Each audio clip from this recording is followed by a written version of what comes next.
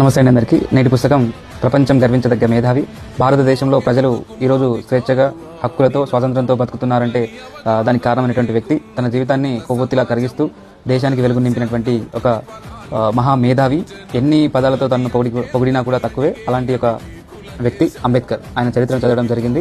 Doctor Elluri గారు ఈ పుస్తకాన్ని రాశారు. 1968లో మొట్టమొదటిసారిగా తెలుగులో అంబేద్కర్ జీవిత చరిత్ర ఇది. ఎన్నో సినిమాలు వచ్చాయి. అదేవిధంగా చిన్న చిన్న నాటకాల రూపంలో అంబేద్కర్ యొక్క చరిత్రను చూసాం. కానీ ఈ పుస్తకంలో పూర్తి వివరాలు ఉన్నవి. మొదటి పేజీ నుంచి ఆఖరి పేజీ వరకు ఎక్కడ కూడా ఆపలేము. ఎన్నిసార్లు చదివినా కూడా మొదటిసారి చదివినటువంటి ఫీలింగ్ వస్తుంది. నేను ఇప్పటి వరకు 3-4 సార్లు చదివాను. దేశంలో ఎలాంటి సంఘటన జరిగినా కూడా మొట్టమొదటిగా నేను ముట్టే పుస్తకం అంబేద్కర్ చరిత్ర. మొన్న కూడా సుప్రీంకోర్టు ప్రధాన న్యాయమూర్తి అయినటువంటి బిఆర్ గవాయ్ గారి పైన ఒక న్యాయవాది చెప్పు విసరడం, అనేక రకాల నినాదాలు ఇవ్వడం, ఆ తర్వాత ఎంతో ఆలోచించి ఏదైనా వ్యాసం రాద్దామా, ఆర్టికల్ రాద్దామని ఆలోచిస్తున్న క్రమంలో ఈ పుస్తకాన్ని మళ్ళీ తెరిచి చదివాను. ఎన్నో విషయాలు తెలుసుకున్నాను. అయితే ఏ ఘటన జరిగినా కూడా ముందుగా చదివే పుస్తకం అంబేద్కర్ చరిత్ర. ఇందులో అలాంటి విషయాలు ఉంటవి. అయితే అంబేద్కర్ ఒక అస్పృశ్య కుటుంబంలో పుట్టి అమెరికాలో విశ్వవిద్యాలయంలో డాక్టరేట్ సంపాదించినటువంటి మొట్టమొదటి వ్యక్తి.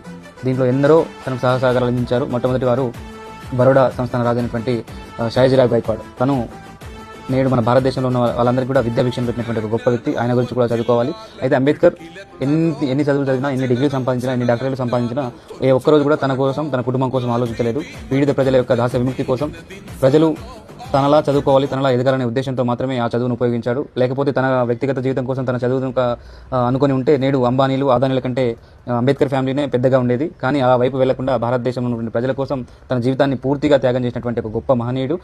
చరిత్ర విషయానికి వస్తే పుస్తకంలో వాస్తవమైన చరిత్ర ఉంది.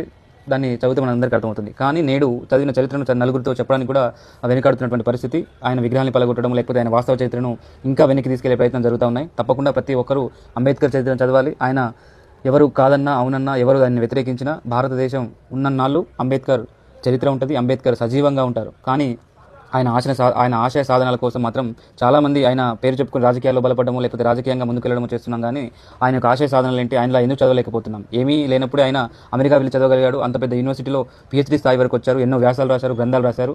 అదేవిధంగా నీళ్ల కోసం ఆ రోజు నీళ్ళు ఇవ్వమన్నా కూడా బ్రాహ్మణాధిపత్యంలో లేకపోతే అగ్రవర్ణాలు ప్రజలకు నీళ్ళని ఇవ్వని పరిస్థితిలో మహత్ చెరువు అనేటువంటి ఒక ఉద్యమాన్ని తీసుకొచ్చి ప్రజలందరూ కూడా నీళ్ళని ఇచ్చినటువంటి ఆ ఘటన, ఆ తర్వాత మూక్ నాయకు, అదేవిధంగా ఎన్నో పత్రికలు ఉన్నవి. అవన్నీ కూడా ప్రజల దాస్య విముక్తి కోసం, ప్రజల్ని ముందు తీసుకెళ్లడం కోసమే. కానీ నేడు మాత్రం మనం అవన్నింటినీ మర్చిపోయి కేవలం అంబేద్కర్ వ్యతిరేకిస్తూ, లేకపోతే అంబేద్కర్ని పొగుడుతూ అంబేద్కర్ బౌద్ధ ధర్మాన్ని ఎందుకు తీసుకోవాల్సి వచ్చిందనేది కూడా ప్రతి ఒక్కరికి తెలుసుకోవాల్సినటువంటి అంశమే. తప్పకుండా అన్ని విషయాలు తెలుసుకుందాం, వాస్తవమైన చరిత్రను ముందు తీసుకెళ్దాం, భవిష్యత్ తరాలకు అంబేద్కర్ గురించి తెలియజేసే ప్రయత్నం చేద్దాం. అంతవరకు ఈ పుస్తకాన్ని చదవాలని కోరుతూ, చదవాలని ఆశిస్తూ థ్యాంక్ యూ.